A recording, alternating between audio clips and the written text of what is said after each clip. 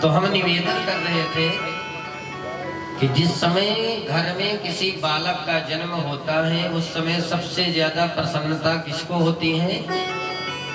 कहते हैं पितरों को, क्योंकि हमारे पितरों को आशा रहती है, उन्हें पूर्ण विश्वास रहता है कि शायद यही बालक हमें तार देगा, शायद यही बालक हमारा उद्धार कर देगा।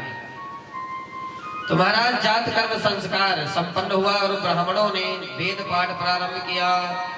ओम स्वस्ति न इंद्रो वृद्धश्रवाः स्वस्ति न पूषा विश्ववेदाः स्वस्ति नस्तारिक्षो अरिष्टनेमिः स्वस्ति नो बृहस्पतिर्दधातु। महाराज स्वस्ति वाचन का पाठ किया। महाराज दैव ज्ञान अर्थात ज्योतिषियों को बुलवाया। सारे वेद पाठी ब्राह्मण आए, एक वेदी, द्विवेदी, त्रिवेदी, चतुर्वेदी। द्विवेदी तो जानते होंगे, द्विवेदी कौन है? त्रिवेदी भी जानते होंगे, चतुर्वेदी भी जानते होंगे, लेकिन ये एक वेदी कौन होते हैं? एक वेदी होते हैं हमारे शंकराचार्य भगवान बताते, एक वेदी का मतलब उपाध्याय। उपाध्याय जो होते हैं एक वेदी ब्राह्मण होते हैं। द्विवेदी, त्रिवेदी, चतुर्वेदी तो आप लोग जानते ही हैं। तो महाराज सारे वेदी ब्राह्मण आए और महाराज ब्राह्मणों ने दिव्य पूजा पाठ किया और संकल्प किया। ब्राह्मणों ने बोला बाबा संकल्प कीजिए। अब तो नंद बाबा तैयार होकर के महाराज सीधे बैठ गए और ब्राह्मणों ने लंबा चौड़ा श्रावणी जैसे का संकल्प पढ़ा। ओम विष्णवे नमः। नंद बाबा इतने उदार थे कि आज जो मांगोगे वही मिलेगा आपको ब्राह्मण देवताओं।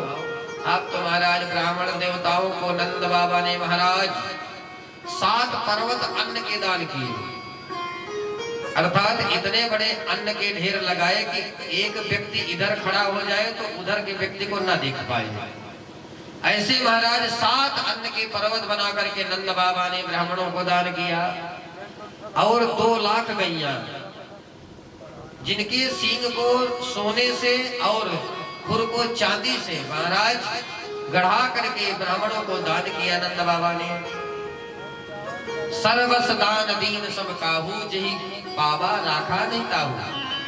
महाराज सारे सूत मागध बंदीगण महाराज आ रहे हैं बधाइयां लेकर के और नंद बाबा उदार मना होकर के खूब लुटाए जा रहे हैं।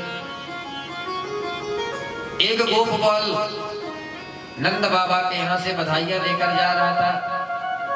रास्ते में मिल गए कुछ ग्वाल बाल, बोले भैया नंद बाबा ने तुझको क्या दिया है? बोले हमको तो नंद बाबा ने महाराज चांदी के बर्तन दिए हैं। बोले जादारी के, तू तो चांदी के बर्तन में ही मरा जा रहा है।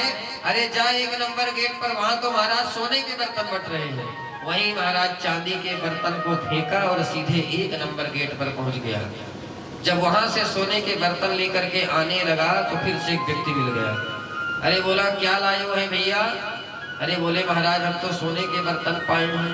बोले अरे कुछ नहीं पाए आप, वहां जाओ जाओ, हीरे जवाहरात बट रहे 2 नंबर गेट पर। महाराज वहीं सोने के बर्तन फेंका और सीधे 2 नंबर गेट पर पहुंच गया। अर्थात ऐसा नंद बाबा लुटा रहे हैं उदार मना होकर के। उदार मना का अर्थ होता है उत्कृष्टम राति ददाति इति उदारा। जो अपनी सामर्थ्य से ज्यादा दान कर दे उसी को उदार कहते हैं।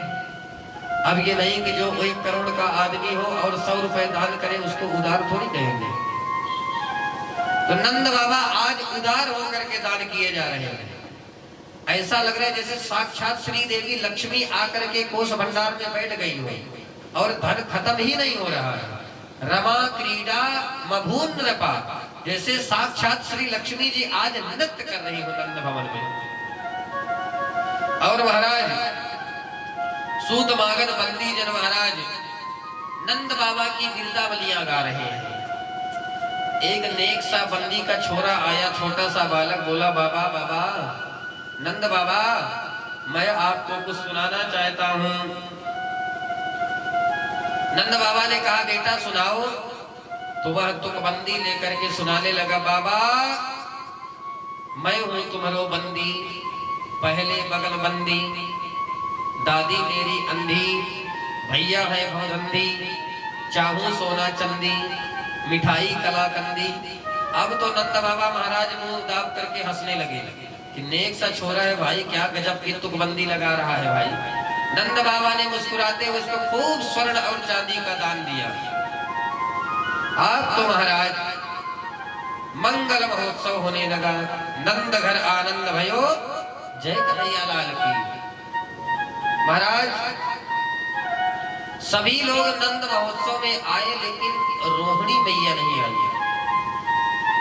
अचानक नंद बाबा को ख्याल आया कि सभी लोग तो महाराज आनंद ले रहे हैं, खूब महाराज दूध दही की कीच मची हुई है नंद भवन में, महाराज लुटाए जा रहे हैं। ऐसा आनंद का क्षण बीता कि महाराज कई महीने बीत गए, लेकिन किसी को कोई होश ही नहीं है कि कब बीत गए। और रोहिणी मैया का ख्याल आया कि सभी लोग तो आए, लेकिन रोहिणी मैया क्यों नहीं आई नंद महोत्सव में? क्यों? क्योंकि रोहिणी किसकी पत्नी है? वासुदेव जी की। और जिसके पति संकट में हो तो शास्त्र कहता है उस स्त्री को ज्यादा महोत्सव में सम्मिलित नहीं होना चाहिए। शास्त्र कहता है क्रीडा शरीर संस्कार समाजोत्सव दर्शनम हास्यम परिग्रहेयानम त्यजेत प्रोत्सित भर्तृका। अर्थात जिसके पति संकट में हो तो शास्त्र कहता है उस स्त्री को ज्यादा किसी प्रतियोगिता में भाग नहीं लेना चाहिए, खेल कूद इत्यादि। और ज्यादा शरीर संस्कार, ज्यादा सजना संवरना नहीं चाहिए, लीपा पोती कब करना चाहिए उस समय। क्यों? क्योंकि पत्नी का श्रृंगार केवल अपने पति को प्रसन्न करने के लिए होना चाहिए, ना कि पड़ोसी को दिखाने के लिए। तो उस समय पत्नी को ज्यादा सजना संवरना नहीं चाहिए। और समाजोत्सव दर्शनम, कहीं भी कोई मंगल महोत्सव हो रहा हो, दिव्य उत्सव हो रहा हो, तो महाराज बड़ी प्रसन्नता से उसमें ज्यादा सम्मिलित होना नहीं चाहिए।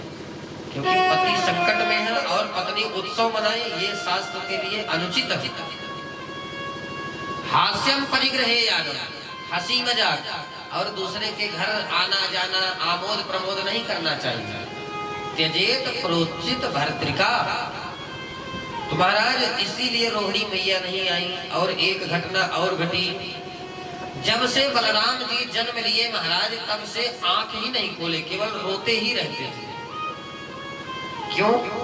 क्योंकि इस बार बलराम जी आगे आए हैं। बलराम जी किसके अवतार हैं? लक्ष्मण जी के, शेषा अवतार है।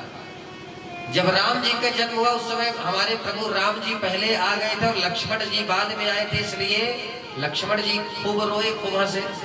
लेकिन इस बार बलराम जी ने विचार किया कि मैं जब तक मेरे प्रभु इस संसार में नहीं आएंगे तब तक मैं इस संसार को देखूंगा ही नहीं।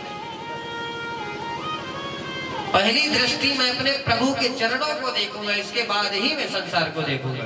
तो महाराज नेत्र ही नहीं खोले जब तक हमारे कन्हैया का जन्म नहीं हुआ।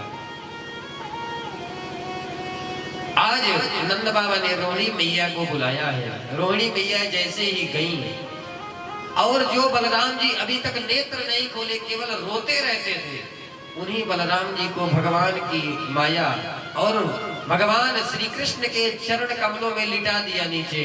और जैसे ही हाथ बढ़ा करके बलराम जी कन्हैया के चरण छुए, टक से आंखें खोल दिए महाराज। आंखें खोल करके मंद मंद मुस्कुराने लगे। रोहिणी मैया ने कहा गजब हो गया भाई, इस लाला ने ऐसा कौन सा जादू कर दिया कि महाराज अभी तक तो यह नेत्र भी नहीं खोल रहा था, रोए जा रहा था इतने दिनों से निरंतर, लेकिन आज तो कमाल ही हो गया। आप तो महाराज दिव्य महोत्सव मना और ऐसा नंद महोत्सव मना कि महाराज नंद बाबा को याद ही नहीं रहा कि कंस के यहाँ हमें वार्षिक कर देने जाना है। क्यों? क्योंकि नंद बाबा के यहाँ 9 लाख गैया थी। कितनी? 9 लाख गैया। 9 लाख गैया नंद बाबा के, नवनीत माखन हो। तो महाराज कंस ने क्या किया कि टैक्स लगा दिया, इनकम टैक्स। अर्थात नंद बाबा को हर महीने कंस को कर चुकाने जाना पड़ता था। आज अचानक नंद बाबा को ख्याल आया कि अरे ब्रजवासियों, हमसे तो बहुत बड़ी भूल हो गई भाई। क्या हुआ? बोले इस बार हम तो इनकम टैक्स देना भूल ही गए भाई। वो पापी क्रूर कंस ना जाने क्रोध में आकर के कौन सी प्रतिज्ञा कर ले, कौन सा दंड हमें सुना दे। नंद बाबा ने कहा, देखो ब्रजवासियों, ये छोरा तुम सबका है, अब आनंद से जन्मोत्सव मनाइए, खूब बधाइयां लुटाइए, बधाइयां गाइए। और मैं अभी जाता हूँ और जल्दी ही कंस को वार्षिक कर दे करके अभी आता हूँ। और ब्रजवासियों को सौंप करके नंद बाबा चले गए मथुरा। गोपाल गोकुल रक्षाया निरूप्या मथुरा नंदः कस्य कंसस्य वार्षिक्या करं दातुं कुरुद्वः। कंसस्य वार्षिक करम दातुं नंदः मथुरां गतः। अर्थात कंस को वार्षिक कर देने के लिए नंद बाबा मथुरा चले गए। और वहां कंस से बताया, महाराज इस बार थोड़ा विलंब हो गया, माफ करिए, हमारे एक छोरा हुआ है, उसको आशीर्वाद दीजिए। और वहीं पर वासुदेव जी छुप करके सुन रहे थे। और आज नंद बाबा की वासुदेव से भेंट हुई। वासुदेव जी जानते हैं कि हमारा ही पुत्र है इनके यहाँ, तो इसलिए वासुदेव जी को भय हो गया कि महाराज नंद बाबा तो यहाँ घूम रहे हैं और हमारे लाला पर कोई संकट ना आ जाए। इसलिए वासुदेव जी से जैसे ही मिले नंद बाबा बड़े भाव से मिले। और नंद बाबा वासुदेव के दुख को महाराज देख करके दुखित होने लगे। नंद बाबा ने ये नहीं बताया कि हमारे बहुत बड़ा सुख आ गया, हमारे घर लाला हो गया, क्योंकि मित्र है ना, और मित्र का धर्म है कि अपने सुख में सुखी ना हो। अपने मित्र के दुख को देख करके जो दुखी हो जाए वही मित्र है।